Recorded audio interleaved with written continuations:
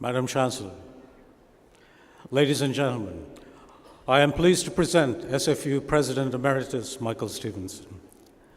During his 2 terms as president from 2000 to 2010, Dr. Stevenson boldly steered SFU through a decade of fiscal restraint, political tensions, and external pressures to emerge not only unscathed, but also transformed into Canada's top comprehensive university. This is testament to his tenacity, his courage to explore and take risks, his quick wit, and his powers of persuasion as a silver-tongued orator.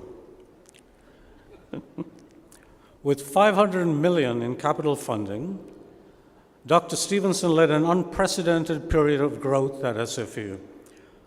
Under his tenure, SFU opened a new Surrey campus, increasing post-secondary access in the South Fraser, expanded the Vancouver campus with the Siegel Graduate School of Business and the Goldcorp Centre for the Arts, built a sustainable residential community atop Burnaby Mountain, and partnered in the new Great Northern Way campus.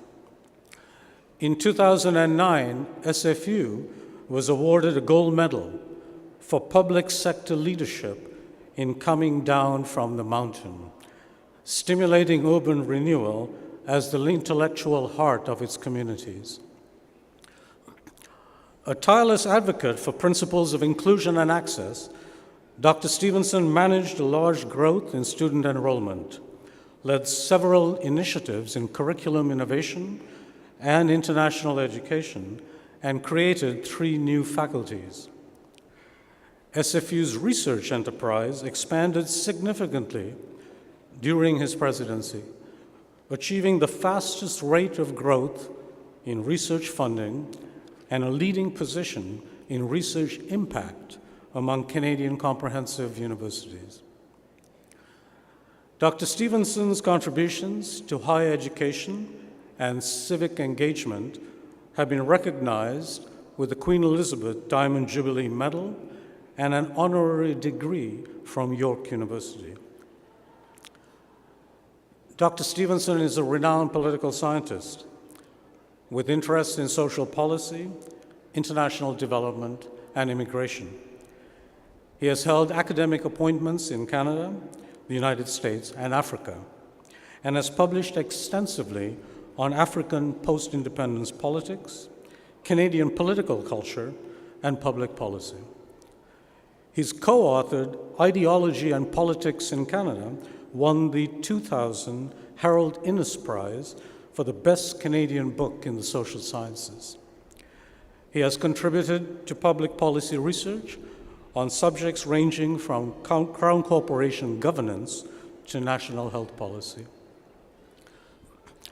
Upon his retirement from SFU, Dr. Stevenson said he was looking forward to the calmer waters and quieter harbors of his troisième âge.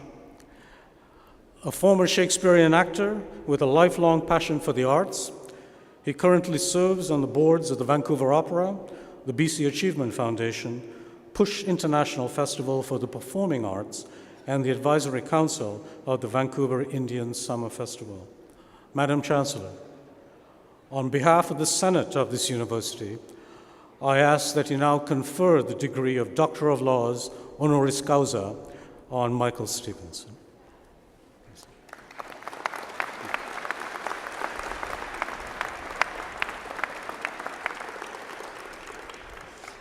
Michael Stevenson, by virtue of the authority vested in me and in the Senate of this university, I hereby admit you to the degree of Doctor of Laws honoris causa.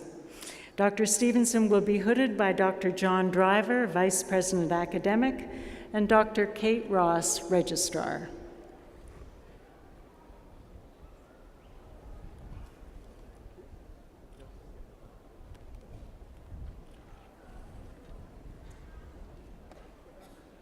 Well done.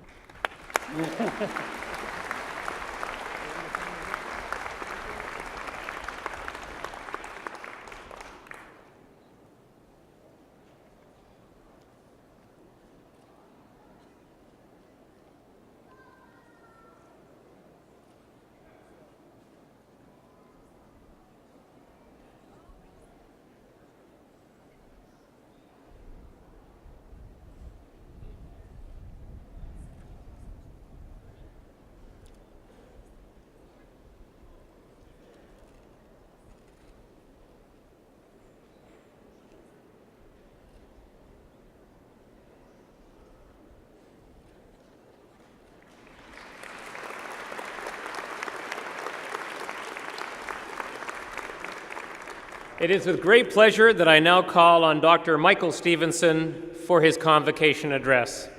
Dr. Stevenson.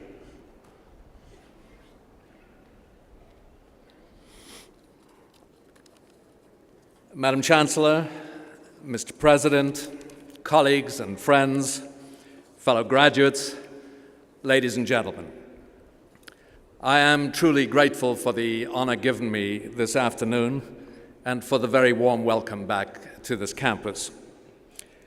And I'm asked at this moment to say a few words to the graduating class. Unfortunately, my colleagues will tell you that I find a few words difficult. I'm also not a billionaire university dropout, so I'm unlikely to resort to an inspirational call to follow your passion or other such appeals that you can find on the most popular websites or YouTube convocation speeches. My degree today comes, unlike yours, without examination, in a field I know nothing about, one the university doesn't even offer. And that, of course, undercuts my ability to talk about lofty subjects like professional ethics and integrity, so popular on occasions like this. But let me say a few words about the importance of your university education to your future careers based on my personal experience as a fellow arts and social sciences student.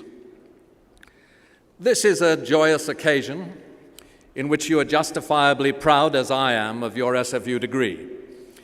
But I suspect that most of you will be somewhat apprehensive about leaving the university for the complicated and troubled world outside, because it is a complicated and troubled world. People outside academia like to refer to the real world as distinguished from the artificial privilege and hopeless idealism they ascribe to the academy. But ignorance of universities aside, the real world is no longer the world they celebrate. The supremacy of North American military and economic power cannot now be taken for granted. Our democratic life is compromised by forces which produce dramatically declining rates of political participation, ideologically rigid division, and the subordination of civil liberties to the so-called wars on crime and terror. And most obviously, the dominant consensus about the virtues of free market capitalism has been undermined by serious recession and an uncertain economy in which the new normal is very slow growth with massive levels of unemployment. In a curious version of blaming the victim, self-styled job producers who champion the real world in which they are advantaged by much reduced taxation and massively disproportionate shares of national income blame unfunded universities or underfunded universities and overly indebted students for being poorly prepared for innovation and employment. Especially condemned are students like you and me in the liberal arts and social sciences. Do not believe it. The linkages between higher education and economic success are, of course, complicated.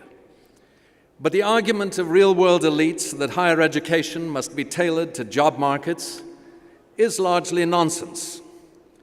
The changes and volatility in those markets means an inevitable problem of predicting labor demand, and changes in the knowledge base of economic activity mean that most curriculum content has built-in obsolescence.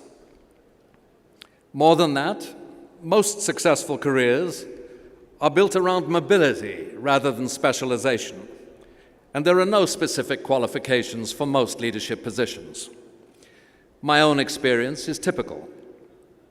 I did not train to be a university president because there is no such educational program. I was fortunate even to start an academic career because I spent my early undergraduate years paying minimal attention to academic work. As an undergraduate, I devoted myself rather, as many of you I hope have done, to love affairs, to theater, and to student politics. And as it turned out, this was not entirely a bad thing. Being lucky in love, buoyed my enthusiasm for life and buttressed my self-confidence, although only in mid-career was I able properly to distinguish love from narcissism or lust, and to enter into a loving relationship with Jan, which has been the cornerstone of my success and happiness. My experience in the theater made me interested in characters and motivation quite different from my own, and it trained me for public speaking and coping with stage fright in many different situations. More important, that extracurricular experience cemented a lifelong interest in the fine and performing arts, which have been a constant source of stimulation, emotional engagement, and sheer delight. And my involvement in student politics was an education in political organization, communications and public relations, in the demands of leadership and the need for courage under fire. My undergraduate preoccupations with love, theater, and politics also fueled a wide-ranging intellectual curiosity that could best be satisfied by the options available to arts and social science students like you. I majored in political science, which involves little real politics and absolutely no science, but it encourages wide reading in history, literature, philosophy, psychology, economics, and sociology, as well as a working competence in foreign languages and statistics. My ability as an arts and social science student to read and think broadly was, I think, my most important qualification for leadership and success, and it will be yours.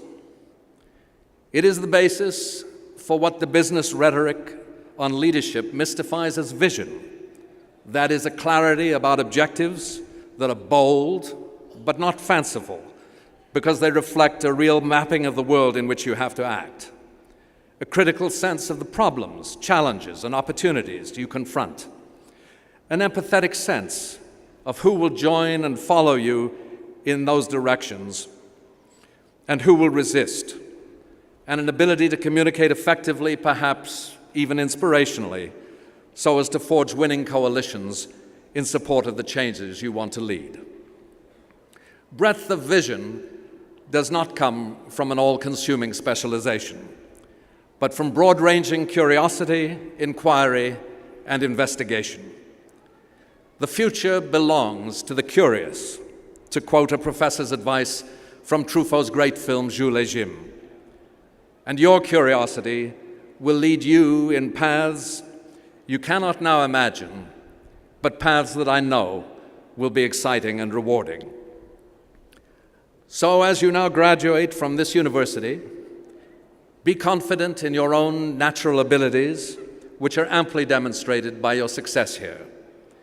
Be ambitious and passionate about the things you want to change in your community and society, because without your ambition and passion, no positive change will occur in the troubled and uncertain world you inherit. Learn quickly to bypass self-absorption and the obsession to control others, so that you enjoy the rewards of loving partnership, deep friendship, and productive collaboration. But above all, stay curious, knowing that change is constant. The natural world is infinitely intriguing, but gravely threatened by human exploitation and indifference. Human affairs are always contradictory, and history unpredictable.